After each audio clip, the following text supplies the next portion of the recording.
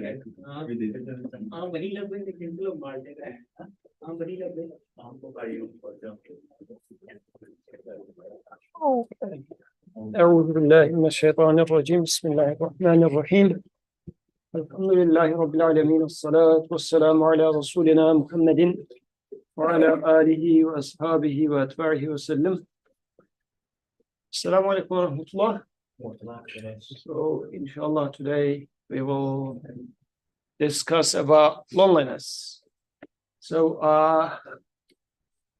this came up as a important topic as we were asking a few months ago to a group of students what are the biggest problems in your life. One of them came out to be loneliness. So inshallah today we will see whether you agree with those students or not in your life where it is. So let's start with questions again. And have you felt lonely and or observed someone feeling lonely? How is it? How was it? What was it like? This would be my question to you guys. Okay, lonely people, come here. Yes, yes, and you look very miserable and lonely. No, Me, I'll say the only experience I've really had with loneliness is I'm pretty close with my family, so okay, they while I'm home, I don't really feel that. But okay, I'd say like going through high school, just a lot of people I just didn't agree with, and I just banged out high school on my own. okay. So there are a lot of people, but you felt like there were no one to be with you. Yeah, it was the people I was agreeable with. Okay, And I just chose to just okay. live a peaceful life. So you were alone among the crowds. I mean, no, I wouldn't say like I designated myself to like be an outcast or something like that. Mm. No, I was just I referred to everyone as like an acquaintance really. I never hung out with people after school. I was yes, you know, I see. So it was more of a way of living, way of thinking. It was different. yeah. Okay. So you felt like nobody was matching you that much. Okay, Kadish. For me personally, I've not like felt lonely in what you would say like friendships or that kind of stuff like parents, friends, but I felt lonely when I'm facing like something difficult or like I have to achieve something and I would say like there is no one to help me here. And I felt that a lot in my life. Like for example, if I have to achieve anything, it feels like that's just me against the world, you can say, or like I'm alone in that kind of thing. But other than that, yeah, for me, that's the only thing that I've experienced. Okay. Happy child. No, Okay. it's like, for example, if forever I felt lonely, like I had this feeling in my mind, like that Allah subhanahu wa ta'ala is with me. For example, even if someone wanted to go to the bathroom at night in my high school, they would wake me up.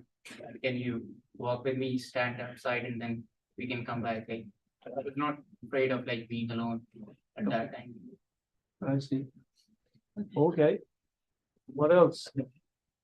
You can. How about you? It doesn't need to be you. Maybe you're a very strong person, whatever. But maybe you observed some people out there who is so lonely or I believe I'm lonely myself too. okay. I know more people here. I speak with more people here in US, but I knew less in Turkey, but I felt more included here since as an introverted person speaking with lots of people doesn't make the connections that I want to make. So it kind of makes me feel lonely. So is this because like in here you have friends Yes, but and still you're feeling alone? In what sense? not being heard or not being able to express my feelings fully. Not being understood? Yeah, I can say that. Okay. How does it feel? Is it a fun feeling to have, or you would like to get out of it, or you're okay with it? I'm mostly okay with it because I have things to do and I'm not in a position where I need to be really social or have to feel that I'm very much included or welcomed. I can just do what I want to do. So that's good, but still I'm worried about the future, thinking, is it gonna be like this? And I need someone or some kind of group to direct me in a right path because I'm not thinking straight all the time. I'm not deciding on the best things. So having someone or some group would be nice. Okay. We'll get to Dua, but before getting to Dua. So what was your name? Waqas. How about you? Any loneliness there or no? You're good. A lot of it. A lot of it. Why? I mean, last time I was there, it was back in 2020, COVID hit. I was in Texas. I used to study in Chicago, but during spring break, I went to Texas and came back, we started lockdown. Mhm. So everyone I knew, they were on a ground international student. Everyone I knew had already left, but they were leaving that same day. And my roommate had already like packed up and left. And the whole building felt empty, Hmm. the whole room and I mean, it was a weird experience, I would say. Mhm. I didn't feel like living there. I wanted to go back to Pakistan to the Hari, but I couldn't because there were no flights. Mhm. So I was stuck there for 3 months. And now I moved just a couple of months ago from Pakistan to here. And I live with a lot of people and I get along with people. But there was no one here.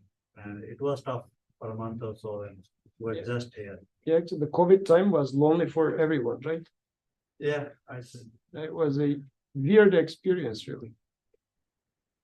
Yeah, even like as a person, I would prefer like less people or whatever, like silence, but COVID made me realize that no, actually I do like talking to people. So Shahriar, how about your loneliness? No, I think the first time that I really like felt the effects of loneliness was when I got dropped off at college. I came from Pakistan here, and my aunt and uncle they live here, so I was with them for like a month before I started college. But then when they live in New York, so when they drove me from New York to here, and we like set up my dorm room and everything, like it was all a very nice experience. But as soon as they left, like it really gave me that it was just like me and this like being like professional life, but like college life, I guess. But yeah, that was the first time like I realized that I do have my family, but I miss them and feel lonely because they're not like visiting. If that makes sense. well, what do you think? I think the first time I felt or acknowledged the feeling of loneliness was in grade 2, I think. Okay. So it started very young. And I think it was there because I felt like I was different in my school. Because I went to an elite school, kind of elite school, and I was coming from a poor family. So these people had very different experiences. And I was having trouble making friends.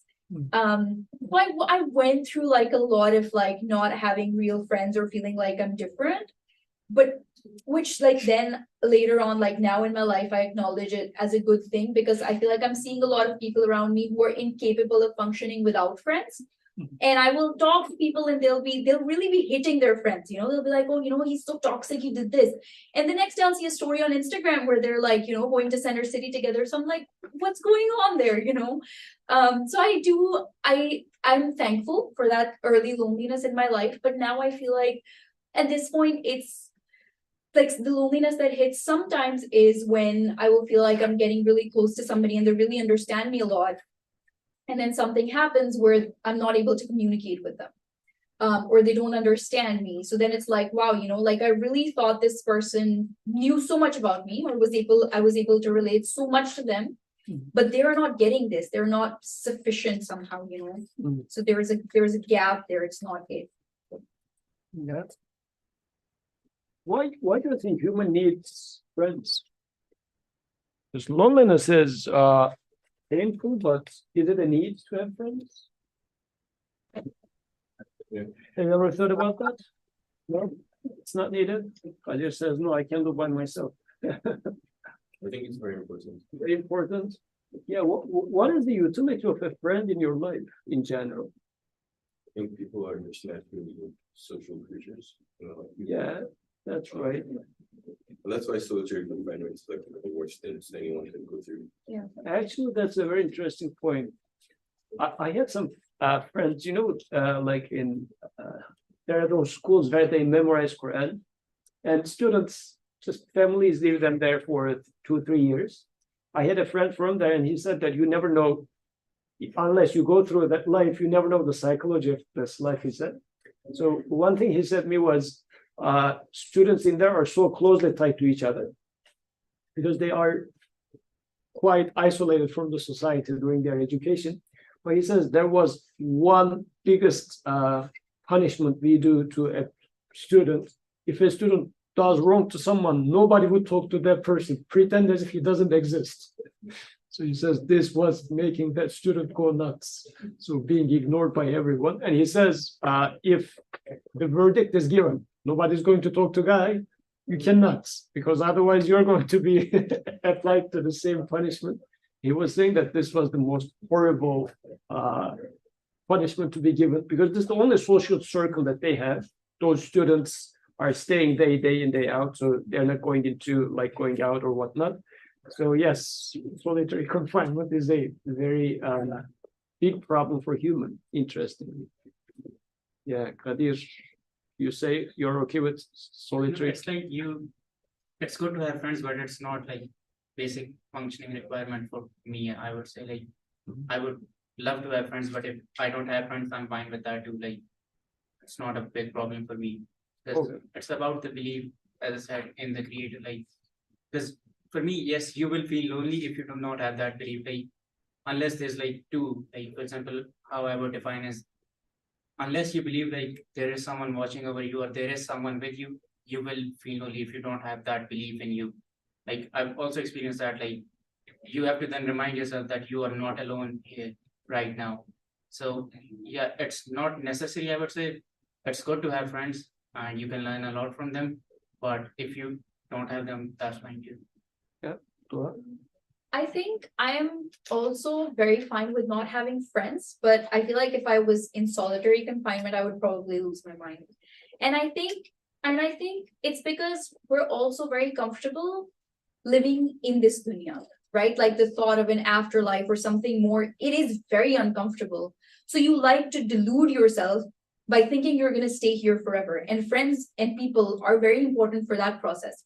When I feel scared, like sometimes like, like, I don't know if I'm like watching a horror movie or something, for example, and I'm like, oh, I'm getting really, really scared of jinns. You know what I do to like make it go away? I open up Instagram. So I connect myself with the dunya and that goes away. Because I'm like, oh, I live forever. Like nothing happened in 20 years. What's going to happen now? I'm fine. So I think people are important in like creating that delusion of, you're going to live forever. You're fine. You're secure. There are people around you.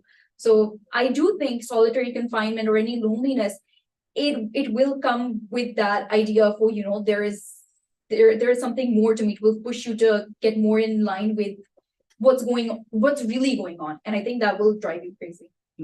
I also think, sorry, what's your name? Wow. I think one of the points you made about was very interesting about we being able to distract ourselves with technology. I don't think anyone really understands what solitary confinement is like. Because people might be like, well, I don't need friends, but then you're spending a whole day on your phone. So technically you don't know what it's like to not have anyone.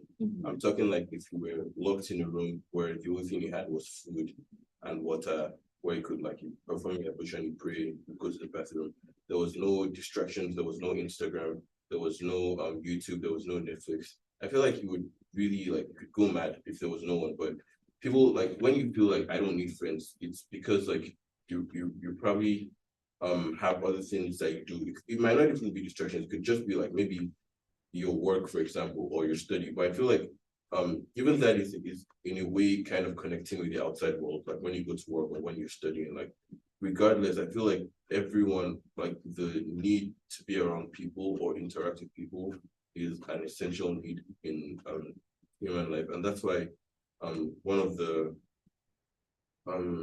examples that one of the worst examples of solitary confinement I can think of in the Quran was when Prophet Yunus was in the belly of the whale, and he was like he was very like depressed, and he started making dua to Allah. Because that environment is just extremely scary, like being completely alone. There's no one to be there, no one to talk to. So, And actually, I mean, this is a very good point because this is one of the verses that I'm going to pull up. But are we not like that? Is my question. Because even if you feel like you have friends around you, you have family around you. So are we really having friends is maybe a question that we need to ask to ourselves. Because, like, for example, if you're rich, there are going to be a ton of people around you, right? But are they really your friend or your money's friend, for example? You will start feeling this very rapidly. You will realize that, oh, everybody's smiling at you. Whatever you say, everybody agrees with it. Like even, or they would always nod you saying that, oh, you're very true, right? But how would you feel about that? Still, you would say that, no, they are nodding at my money. They are not nodding at me, or they are nodding at my title, right? So even if there are going to be a lot of people in there, you will feel lonely. So loneliness is more like human is in need of feeling valued, isn't it? Like you want to be, like, what does it mean to be understood? Being understood means I have an opinion, and I think that opinion is valuable. When I share it with you, do you see it valuable as well, and do you appreciate it? Right? So, but if it is more like I have money, this is why you appreciate me, I feel like, no, I'm not being understood. They love my money, they do not love me. And by me, we do not mean money. Money is not part of me, it's something external to me in general, right? So loneliness is happening when this lack of appreciation happens. And if you think about it, like, let's talk about a few types of loneliness so that maybe we can identify the problem more so than we think it's in our lives. So, like, for instance, a mother. For a child, a mother is generally it's considered as, unconditional love, as people would love putting it this way. So your mother loves you. And this is a valuable feeling for you, because especially if you are strong son of your mother, and whenever you go home, she is super happy. Her eyes are just blinking, and just seeing her excitement, you get satisfied. If you go to home next time and your mother is indifferent, how would you feel? So this is a good litmus test for our desires, because your mother will not be there always. If you're enjoying your mom appreciating you today, then that means in the near future, I mean, we are like, you've long left your mom, but if she dies, or you get married, Yasin, and then now the daughter-in-law gets into the picture, your mother's eyes are not going to be that much sparkling when she sees you, because now you're being split between your wife and your mom. Then you're not going to be appreciated as much. Then you will start feeling lack of that excitement once your mother had. That feeling is now starting to kick in as loneliness, right? Or just let's take it simple. Let's say you have a pet and your pet dies. How would you feel about this? You were together, you were enjoying the cat, like you were just playing with the cat. It's so cute and nice and whatnot. And then the cat dies, but you're here. Cat is gone, but you're left behind. So there's this burning feeling in you. Like it's not always being understood or whatnot, but there's this separation that's happening in there. That leaves you alone. Or, as Yasin was saying, studying in a high school where you're a minority in terms of, like, say, being a Muslim, or maybe even if it's a Islamic school and whatnot, people do not agree with you in certain things. So you are being left out, not cast out seems like you're an outlier, but you're being ignored, or they, whenever Yasin comes, then he's here. Like they start rolling eyes, right? And you don't feel acknowledged, and you don't feel existing in a sense. This is why solitary confinement is bad. You don't feel even you exist.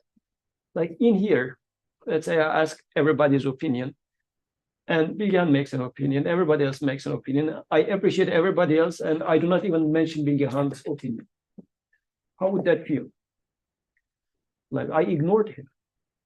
I pretended that as if he doesn't exist, or his opinion doesn't exist, right? Wouldn't this hurt? Isn't it hurting today? Like a lot of people are chanting in the streets and nobody cares, as if those opinions do not exist, right? So humans are in need of being acknowledged. This is a basic human need. This is why solitary confinement is bad, because nobody's acknowledging your existence. You're being just left there as if you're forgotten. Nobody notices you. Nobody acknowledges you. This is so basic of a human need, yes. And we are meant to, as if, suffer from loneliness. But there are ways that we are trying to handle loneliness. And I guess one of them is how Dua suggested it. We post our picture to Instagram, and then people like it. And then we feel like, oh, I am being appreciated. Or I write a few sentences on Twitter, and people post it and repost it, and I keep checking, oh, it's going viral. So it looks like people do appreciate me. What I have is valuable. I am important. This is how I am trying to cover up my loneliness, by trying to become important in the eyes of others, right? This is something how we do. Like as I'm talking, you guys are nodding, and I'm checking if everybody is nodding. It gives me a good feeling, right? Or sometimes you make a comment and then you say, how did he think about it? Just with the corner of your eye, you check people to see if they are acknowledging me. That means I am in need of being acknowledged by people. But this is dangerous at the same time. Why? Because it might be that tomorrow, since I'm so vulnerable, if you do not nod, I will start getting anxiety, into an anxiety, right? I become slaves of your nods now. I will try to make comments which are notable by you, right? Because actually it can become a bribe from you to me. You're just saying, yeah, you're saying good. So and as I start enjoying this nods and get addicted to it, I will try to make comments which will increase the nods. So that's why famous people can become slaves of their lovers. Because if they stop loving them, think about some famous singer today, super celebrity, right? Everybody's chanting for them. Nowadays, because of the, let's say, the Palestine issue, people are avoiding to make comments. Why? If they make a comment, no matter how celebrity you are, you're going to be canceled out, and you become nothing in a day, right? That person became a slave of the followers, because now they need to make a comment which is acceptable by everybody, so that they will keep getting this applause, right? I guess this just describes the nature of human need. We are having this feeling, and we are being alone as much as these are getting out of our lives. And they are, sooner or later, those confirmations will get out of our lives. Either the people we love will die, or they will start having disagreements with us. Because another way to handle loneliness is, okay, you couldn't find a good friend group here, Bilgehan.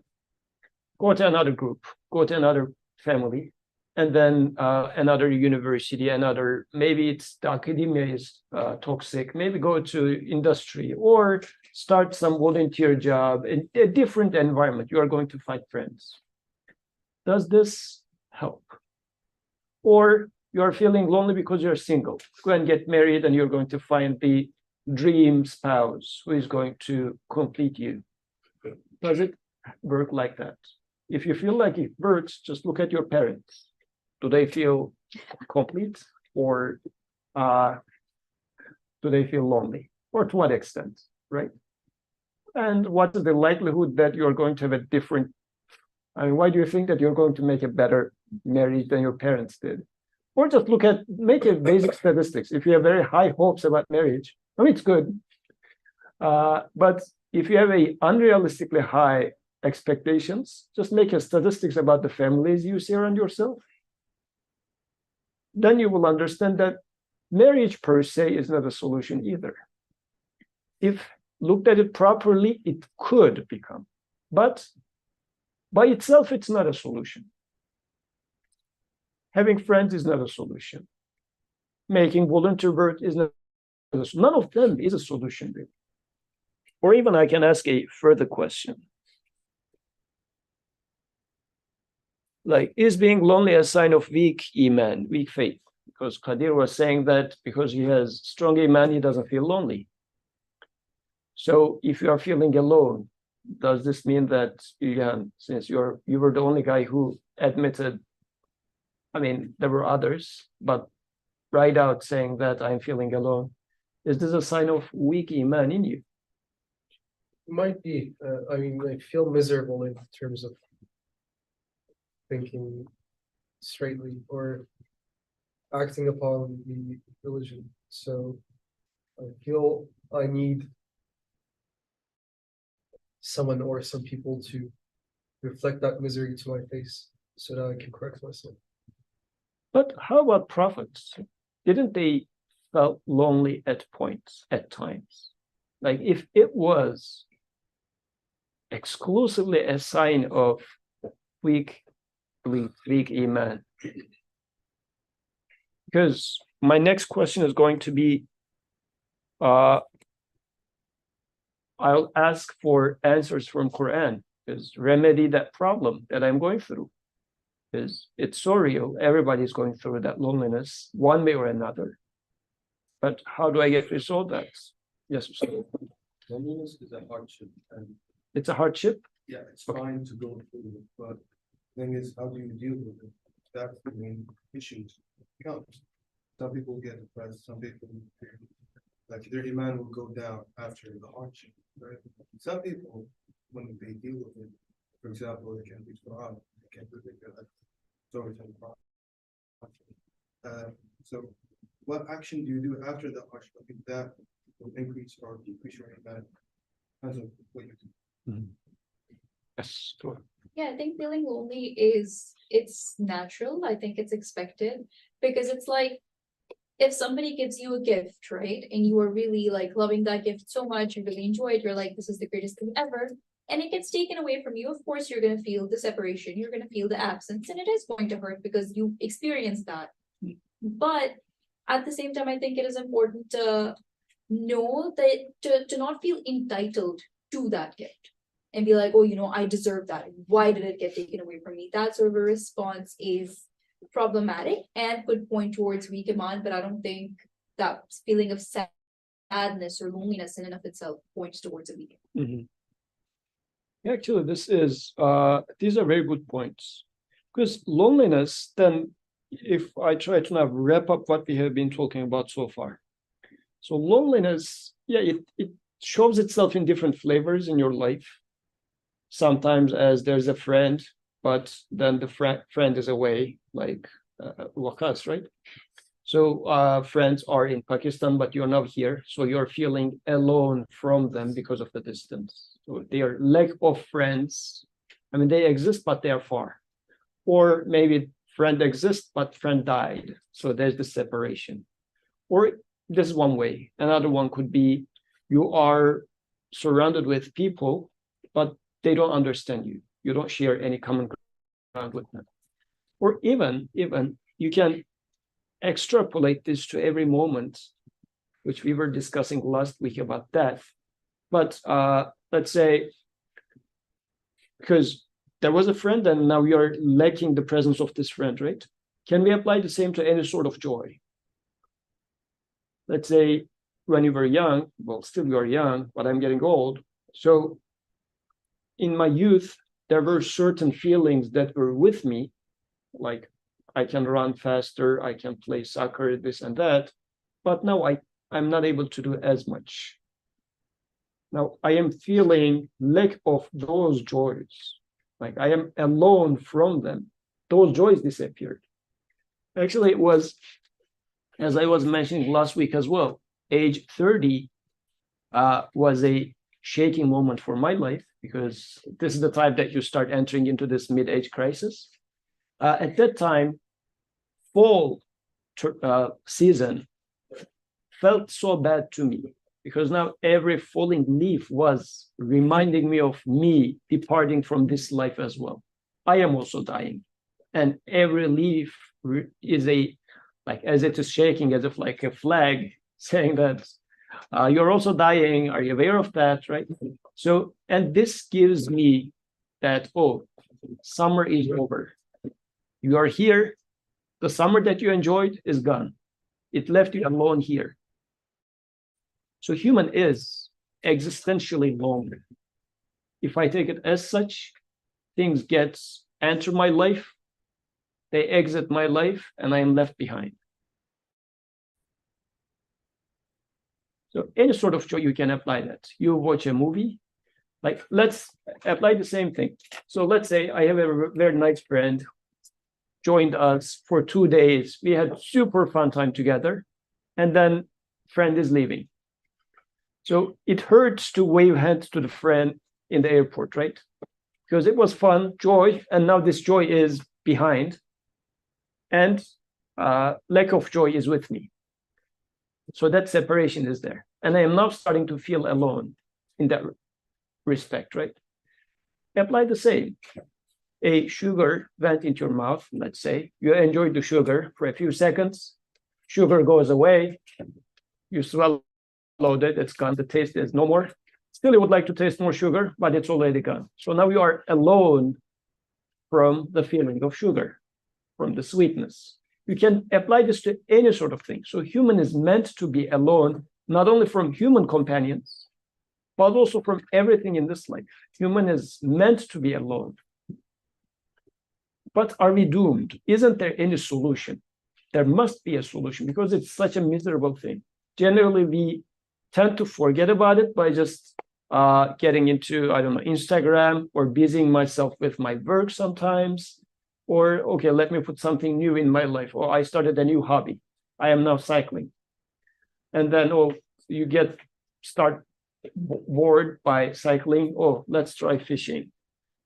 These are the things that we try to busy ourselves with to forget our lonelinesses. But how long can it go? Yes. Yeah, I really relate to to the fact that when you say that you could in your youth you could play soccer. So I was a soccer player in my school, in my college, and then I got injured and I ruptured my ACL. And I remember the doctor saying that you won't be able to play anymore. And after that, for a few months, I could really feel that gap. I can see, on Instagram, I can see that my team is playing, but I'm not able to play. So that was a huge gap, and that was the time that was a different kind of loneliness that I felt at that time, which was very weird and awkward. Yeah, and it reminds you of all other lonelinesses. Think of it this way: one pain reminds you of all other pains. This is why seeing a falling leaf reminds me of my own death. Forget about my relative's death. It reminds me of my death. This started happening after 30. Probably you're not feeling it at this age yet, because I went through your age too, and it was just, fall is nice, beautiful colors and whatnot, right? After age 30, the same color starts meaning totally different to you. It says you are dying, its death is coming, and it becomes your own death. Because as we were discussing last week, death is not happening once upon a lifetime. So your soccer playing career is dead now. or your joy of soccer is dead for you. It's gone. You cannot take it anymore.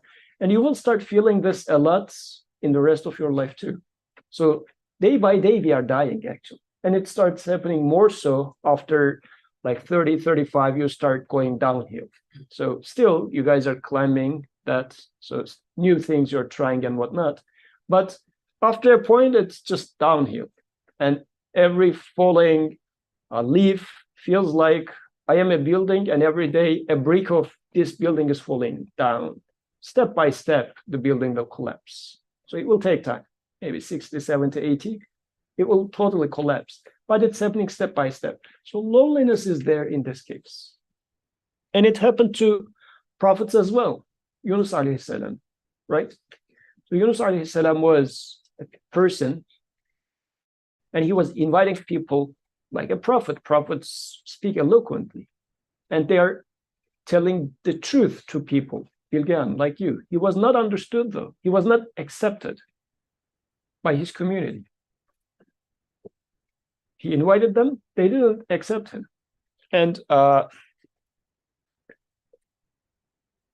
so Jonah, Yunus, when he went off in anger, and he went off in anger, saying that, how come you do not accept the truth? And then he was thrown into the sea, and a fish swallows him. And now he is literally, initially he was alone within the community, then he was thrown into the sea. Now a fish swallows him. In the belly of a fish, down inside the ocean, and the weather is stormy. Now he is there literally alone. So how can somebody in such a case resolve that loneliness? We'll get to that. Yunus alayhi salam got a resolution in there. He found the answer in there. So, and he called out within the darknesses, there is no deity except you, exalted are you. Indeed, I have been of the wrongdoers. So he is not blaming the creator for creating him in this lonely situation. He is blaming himself. So this is what it means, exalted are you. So you didn't do anything wrong. And he says, I have been of the wrongdoers, I wrong myself. Maybe I was trying to befriend wrong things, trying to befriend a person who is dying. That person is meant to die, is destined to die. So that person will definitely leave you alone. Would you like to really rely on that person? Like one example that, as we were discussing this topic before, there was one example that I found very valuable. Let's say if, I don't know if we mentioned this here before. Let's say, imagine a family. They have baby, very cute, very nice. And the first 2-3 years of babies are especially cute. Baby comes to age 3, and then baby dies. Such a painful moment, right, for them. Now the separation happens and baby dies. They had a second baby. Again, another beautiful 2-3 years. Very cute, very nice. Second baby also dies.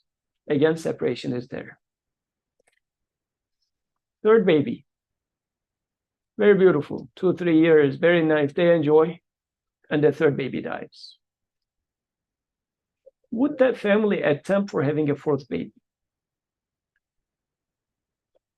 Because the joy of enjoying the baby was temporary. They enjoyed the baby for 3 years.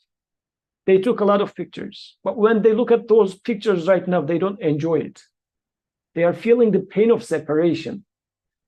You cannot replicate the joy by looking at those pictures. It's just giving you more pain because it's reminding you that you got separated, right? They wouldn't even try to have a fourth baby, saying that, well, it's just putting us in more misery because joys go away, but misery stays. So shall I really rely on or befriend such things? This is what I have been of the wrongdoers means, or as far as I understand. I take things wrong. I start finding appreciation from others. My mom feeling good about me and her eyes sprinkling when she sees me, I felt like, oh, this is giving me value. This makes me valuable. Those eyes will close one day. She will get into grave. If your value is defined in the eyes of your mother, those eyes will get closed one day. Or even before she dies, when daughter-in-law gets into the picture, those eyes will look at you quite different. You had been the smartest son so far, you would become the dumbest. Very quickly, it happens. I have seen many examples of it, speaking from experience. So, and then, but I was making my investment on those eyes though, so far. I was trying to please my mother so that she feels good about me, so that I'm going to feel valuable. It turns against you very quickly. This applies to all the joys in life. But how come the first part of the sentence is a solution? La ilaha illa ant. Everybody in here is a Muslim, right? Everybody says La ilaha illahu, right? This is a prophet saying this. And apparently he is correcting himself at some point. How come a prophet having made a mistake about La ilaha illahu? Like even child knows what it means, right? There's no deity. If I start feeling like my mother's opinion about me is important, because I start feeling important and valuable if she thinks that I'm a good person, or you guys in here, by nodding me, makes what I am saying true. If this is my criteria, then I take you guys as deities. Practically, this is what it means. Where does value come from? Is it Bilgehan confirming me? Is this what makes true true? Or what is it, right? This is why La ilaha illa ant is the solution here. Qadir was saying at the beginning, I believe in God. Yes, everybody believes in God, but practically, does it apply to that your relationship with your mother, your relationship with, let's say, within this community? When I ask the question, let's say I'm making a comment in this gathering. If I am checking whether Bilgehan is going to approve me or not, then what's happening? Yeah, I believe in God, but also Bilgehan's approval is also important, because if he says true, then it becomes true. If he considers me as a smart person, valuable person, then I become valuable. Where did La ilaha illallah go? Right? This becomes my own enemy. That's why La ilaha illa ant is a solution here. It sounds very generic of an answer, but it's truth. La ilaha illallah is really the answer for all our problems. But how does it apply to our problems is what we need to figure out. Because it sounds very generic, but it's so specific, and it applies to every case.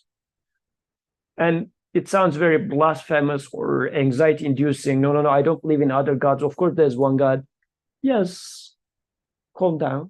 But in practice, if you are starting to beg before other things, if I am begging your attention, for instance, I am seeking your attention, let's say, what does this mean?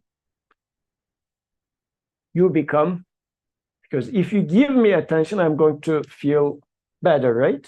If this is my understanding, then you become, or at least I consider you as my providers of value, providers of me feeling better. So this is meaning La ilaha illa ant is not there for me, at least for that specific occasion, or it is tainted with some different colors, right?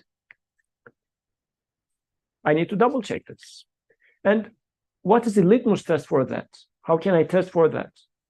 If I feel like I am suffering from this, or if I feel like, at least in this example, I am starting to seek attention from others, or I am feeling loneliness in different shapes or forms, I should question, where do I then turn towards? Who is going to be my friend? Because yes, we are in need of friends, but none of those friends can satisfy us. This is the bottom line. Your mother cannot satisfy you. Your friends cannot satisfy you. Sooner or later, it's going to break apart. For a few minutes, yes, it will work. For a few days, in marriages, the first 2-3 months, yeah, you will feel important and whatnot. But then the reality will start kicking in. Yep. Something about marriage, doesn't Allah say that we created you in Zawja in two forms so that you found peace in each other? Yeah. So how do you do that? How do you do that? The same thing applies for we created people in Qaba'il so that they know each other, like in groups, they know each other, not to fight. But what does that mean? Indeed, that is the case. Human is in need of friend. But what is a friend? Like, what am I supposed to get out of a friend? Prophet had a friend. Prophet had friends, companions, right? So let me take you to this surah, Surah Al-Kawthar. And the historical background for this surah is, and everybody knows Surah Al-Kawthar, right? If Ibrahim knows, everybody knows. Ibrahim, do you know Surah Al-Kawthar? Okay, Ibrahim knows it, so everybody knows it. So this surah is coming at a time that, let's quickly read. Indeed, we have granted you Al-Kawthar. So pray to your Lord and offer sacrifice to him alone. Indeed, your enemy is the one cut off. Abtar, cut off. So Prophet was, like in his community, he was trying to deliver a message, and people were not listening. And even they were mocking him.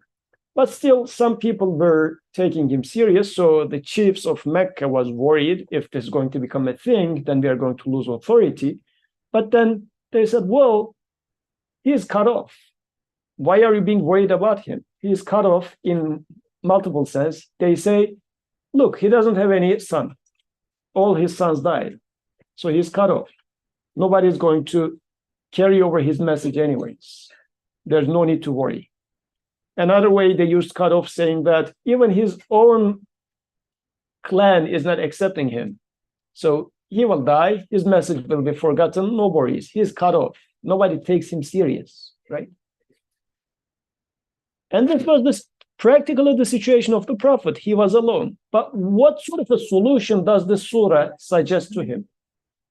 Does he say, well, if they don't take you serious, oh, here is somebody else that takes you serious? Like, look at Abu Bakr. He didn't mention this. He didn't suggest alternative friends. So what does surah introduce? It says, indeed, we have granted you Al-Kawthar. How is this a solution? What is Kawthar? So Kawthar is, can be taken in two ways at least. One is, we have given you in plenty, like kathir, a lot. We have given you so much. Let me put this into context. Let's say it happens that I want, yeah. It says Al-Kawthar, so it doesn't. It's definitive, right? Yeah. So they say it is plenty, but Prophet ﷺ mentions Kawthar as well in different ways. I'll get to that too.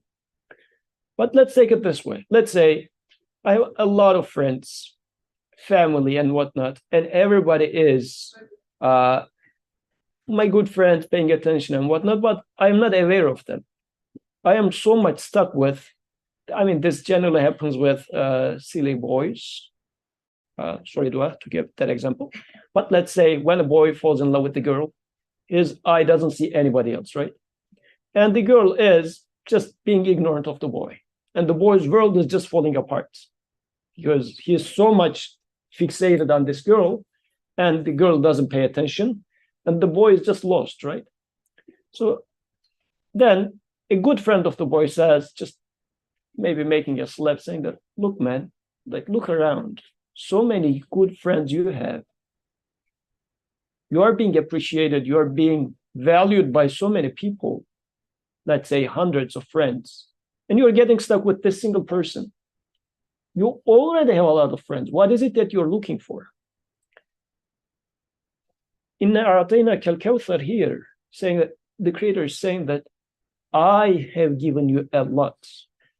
I give you eyes, I give you feelings, I give you spirit, I give you hearing, I give you whatever you have, I have been giving you. What sort of loneliness are you talking about? All these feelings, all these joys and everything, I was constantly with you so far. Kawthar is also mentioned as a river in paradise that's granted to the messenger. What's that? The notion of Kawthar, or a river in paradise, means what's a river? From a mountain, a water comes out, right? You don't know where this water is coming out, because if the mountain was to freeze, still it wouldn't be enough to extract that much water, as if the water is being created out of nothing. So it's coming out of a mountain, right? A water. And it keeps coming. How is your life? Where is it coming from? All the things you like, you're smart, you have mercy, you have, I don't know, compassion towards someone, care towards someone. Where does this feeling come from? It's flooding outside of you. Where does it come from? That river is being given to you. Every moment of your life, there's already a flowing river towards you. Somebody keeps giving to you all these moment by moment. Are you forgotten? Yes. You had a comment there? No? Yeah, okay. I thought this was a comment. So I am being watched over. I'll take now back to Qadir's point. If I truly realize that indeed I am being given everything, my Creator is talking to me by giving me every moment, everything.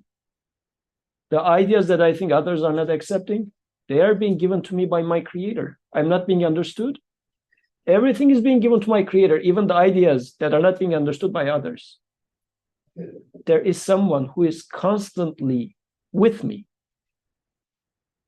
Well, how do I talk to him? فَصَلِّ لِرَبِّكَ وَانْحَرْ.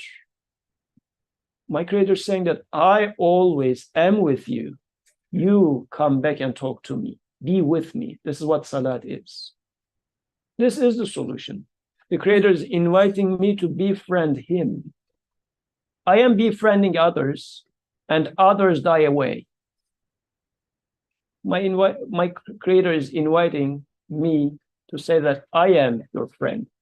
And Ibrahim alayhi salam, who was cast out from within his community, is named as Khalilullah, friend of Allah. Prophet alayhi salam cast out from his group was Habibullah, the beloved of the Creator. Befriending the Creator is solving the issue. Once that issue is solved, you will find friends, proper friends from within people again. Once Prophet becomes Habibullah, once Ibrahim a.s. becomes Khalilullah, nations of people love Ibrahim a.s., love Muhammad a.s. They have been friends of them later on too. But what really opens up this riddle is, am I saying that none of these can be true friends of mine? Only the Creator, who is the owner of that river, that never-ending flood of river, can satisfy me. Then, but how does, okay, let me first finish this, and then we are also running out of time. So, فَصَلِّ لِرَبِّكَ وَانْحَرْ. So pray, make salat, and salat is talking to your Creator. This is what salat means. So you also now respond back to your Creator. Already my Creator talks to me by giving me everything. Now I will respond back to Him in the prayer. So try to have this consciousness in your prayer. What are you doing in your prayer? You are responding back, talking back to your Creator. Wanhar, what does it mean, sacrifice? Ibrahim alayhi salam sacrificed his son. We were talking about this 2-3-year-old son story, child story. He was invited to sacrifice his son. What sort of a thing is that? You had a boy, he is raised up, and now he's able to work with you or have conversations with you, as Quran puts it. When he came to the age when he can work with him, we asked him to sacrifice his son. What does that mean? The Creator is asking Ibrahim to become alone of his son. Interesting, isn't it? Because he was feeling this togetherness, and the Creator says, no, cut that relationship. Creator is saying that come and befriend me. Bilgehan cannot be your friend per se. Ibrahim salam cut that relationship. He sacrificed his son, and then the Creator said, okay, you got the point now. Your son stays with you.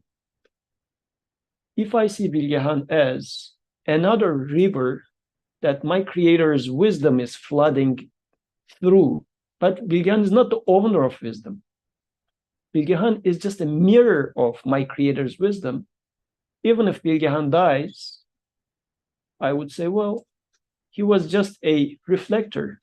Sun didn't die because, I mean, if we take the analogy of a sun, a mirror is just reflecting what comes to you from sun, right? If mirror gets broken, does anything happen to the sun? Sun stays there. Just mirror gets broken. If I love the sun, not the mirror, I am good. Because sun can reflect to me through another mirror tomorrow. I'm not worried about feeling darkened anymore. I'll just say, if this mirror gets broken, turn back to another mirror, turn to another mirror. But if I feel like, no, this is the source of the light, then if he dies, I will fall into an existential crisis, an existential loneliness. So, yes, going back to your question, Bilgehan, we need humans just as mirrors. I do see light of the sun through human mirrors, but they are not the sources. The reason we feel so bad when I see that a mirror do not reflect, I don't consider them as mirrors. I consider them as the source. I consider humans to be the source of all those qualities that I love in them.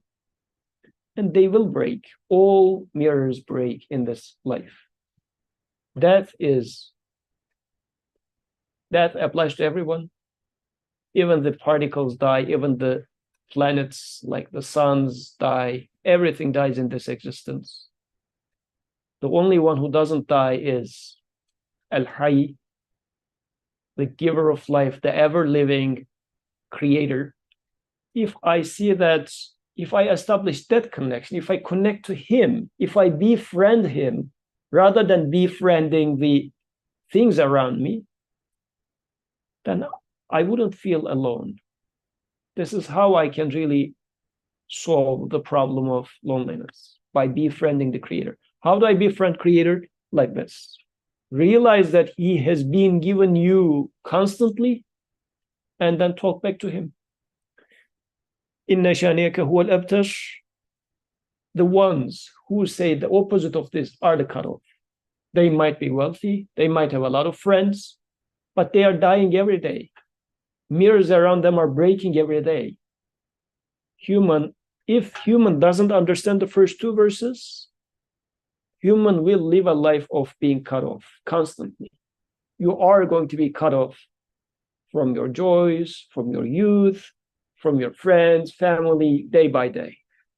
So if I don't want to be cut off, if I don't want to be alone, then I should befriend the Creator. How do I befriend the Creator?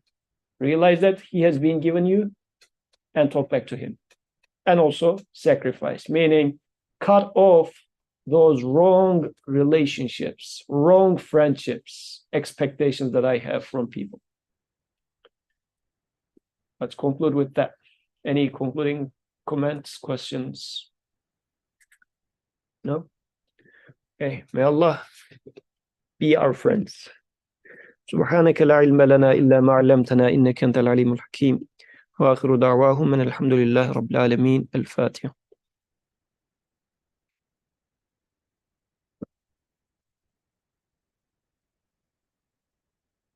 Okay, so Sister Latifa says to sacrifice means also for us to sacrifice our mistakes, and that is the meaning when we throw stones during 3 days of pilgrimage.